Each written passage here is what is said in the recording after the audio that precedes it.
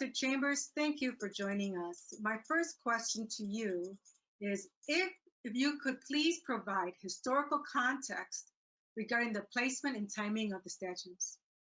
Absolutely. Good to be with you today.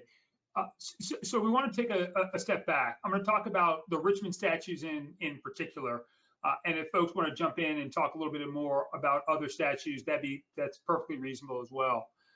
So we want to take a step back to 1865, right? At the end of the Civil War in Richmond. Obviously, we know who won that war, and Richmond was on some down times, a little tough times.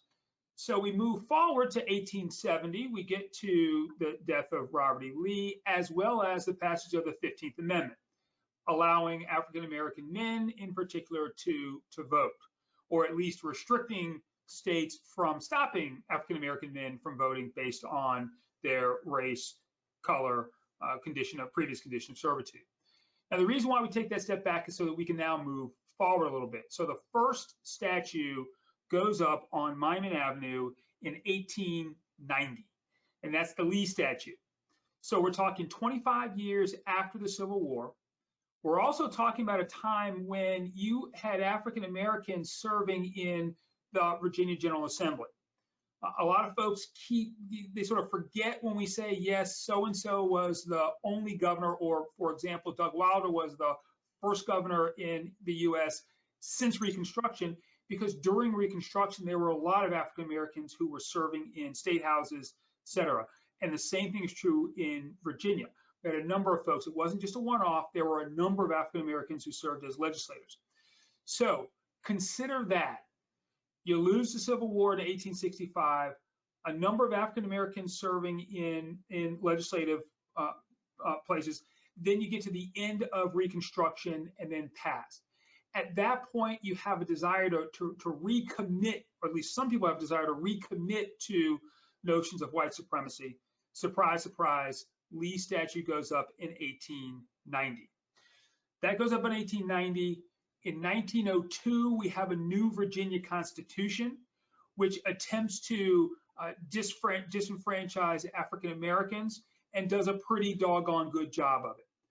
We will not see African Americans come back to the State House for another 6 decades. 5 years after that, we get the second and third statues. Jeb Stuart and Jeff Davis go up on Monument Avenue.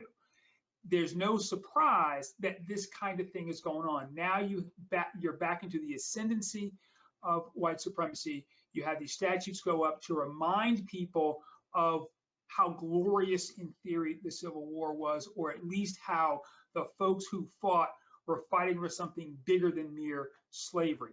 That is the notion.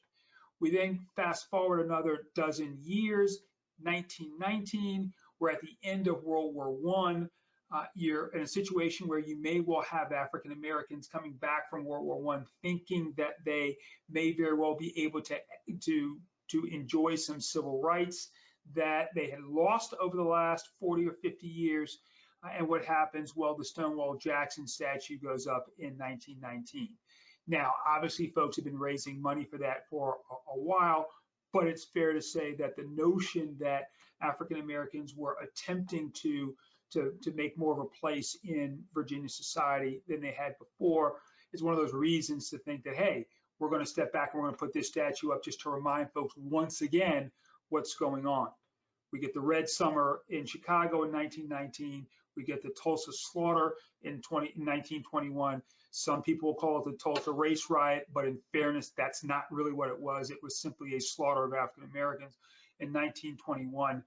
Then in 1929, Matthew Morey goes up, the last Confederate statue to go up on Monument Avenue.